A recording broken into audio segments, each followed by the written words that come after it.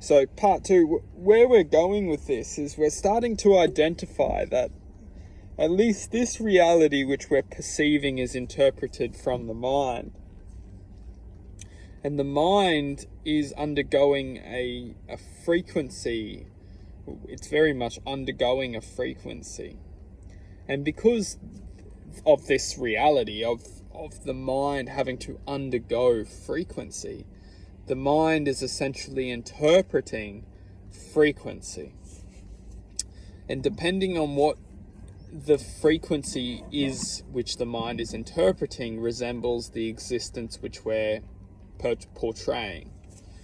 So what's crucial to comprehend is that the existence which we're portraying is only the interpretation of the mind. So when we start to change the way we interpret existence, we start to manifest a different existence. And this is so powerful, because if we start to understand that our minds are only the reflection of our thoughts, then there's no one to blame. Because we often feel like we should blame everyone. We blame this, we blame that, we blame this, we blame that. But truth being is that the only reason why we're blaming people is because we don't understand the power of taking ownership. Because when we can start to take ownership for the blame, we understand that we gain control over our perception, we gain control over our thoughts. The only way we don't have control over our thoughts is when we're blaming other people for the justification of our own lives.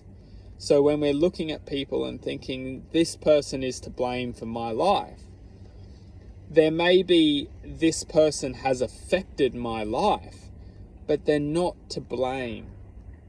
Because life itself has its own agenda for our existence.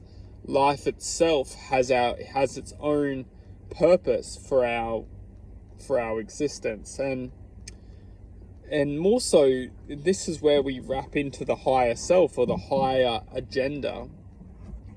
Is that we have all come here to experience this reality in one way or another. We have all manifested within this existence, and it's that manifestation which is the procreation of the infinite self. So the infinite self has potentially manifested within this reality to interpret something from this existence, from this reality, from this dimension. And the reason why it does this is because we must look at a you could almost say like a mirror. You know, we may be able to experience a reality and see it for what it is and feel it for what it is. But sometimes when there's a mirror behind you and you look at yourself from the mirror behind you, it gives you life at a different angle. You might actually say, I've never seen myself from that angle before. I've never seen myself. So we always see ourselves from a different perspective.